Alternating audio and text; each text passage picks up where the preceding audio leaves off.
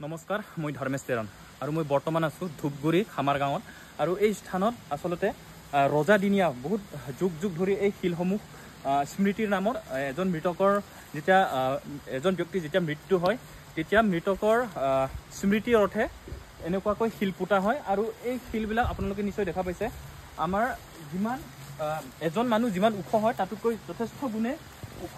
মোৰ বৰ্তমান মোৰ হাইট আছিলে আপোনাৰ 5'5", কিন্তু মোতকৈ যথেষ্টখিনি ওখ। আৰু সেই ৰজাদিনীয়া যি পৰম্পৰা আৰু কাৰ্বিসকল এজন ব্যক্তি মৃত্যু হোৱাৰ পিছত সেই ব্যক্তিগৰাকীৰ স্মৃতিৰ অৰ্থে তেখেতক এনেদৰে স্মৃতিৰ কাৰণে শিল পোতা হয়। জুবিনদাৰ এখন ফটো খুব ভাইৰেল হোৱা দেখা পাইছিলে। আৰু সেই ফটোখন আপোনাৰ পাটৰকুচি যোৱা যিটো শিল পোতা যিটো ঠাই আছিলে, সেই ঠাইত জুবিনদাই 12 বছৰ পূৰ্বেই কাৰ্বিসকলৰ যি শিল পোতা স্থান, সেই স্থানত গৈ পেলাই জিৰণি লৈছিলে।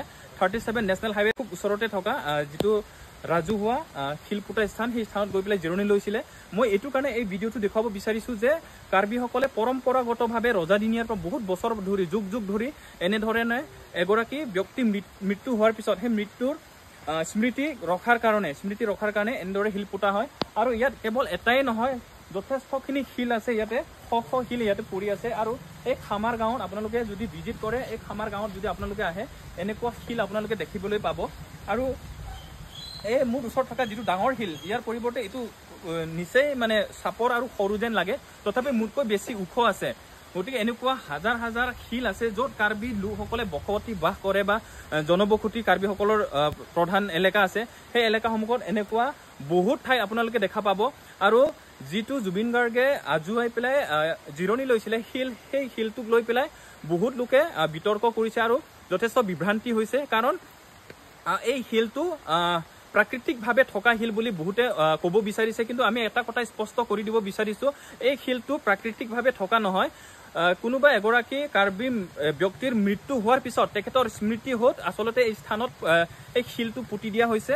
আৰু এই শিলটো কোনো প্ৰাকৃতিক নহয়, অন্য এটা স্থানৰ পৰা আনি যিটো জীয়া শিল বুলি কয়, এই শিলটো যদিও আগতে সৰু আছিলে, বাঢ়ি বাঢ়ি সময়ৰ অনুপাতত যিমান বছৰ গৈ থাকিব সিমানে শিলটো বাঢ়ি গৈ থাকে। আৰু এই শিলটো জীয়া শিল বুলিও কয়। গতিকে সেই শিলটো তাতো পোতা হৈছিলে যাতে এই কথাখিনি বিভ্ৰান্তি হ'ব নালাগে। যিসকল লোকে কাৰ্বি জনবসতিৰ ওচৰত বসবাস কৰে তেওঁলোকে নিশ্চয় এই কথাখিনি জানে, কিন্তু সকলে কাৰ্বি লোকসকলৰ ওচৰে পাজৰে নাথাকে বা এই কাৰ্বি লোকসকলৰ লগত আদান প্ৰদান নাথাকে, তেওঁলোকে চাগে এই কথাটো নাজানে আৰু বিভ্ৰান্তি হৈ এই কথাখিনি চাগে ডিছকাশ্যন হৈছে। আৰু মই দেখুৱাব বিচাৰিছোঁ যথেষ্টখিনি শিল আছে। খামাৰ গাঁৱৰ যিখিনি অঞ্চল 3খন 4খন গাঁৱৰ আচলতে এইটো ডিমুৰীয়া ৰজাৰ নেতৃত্বাধীন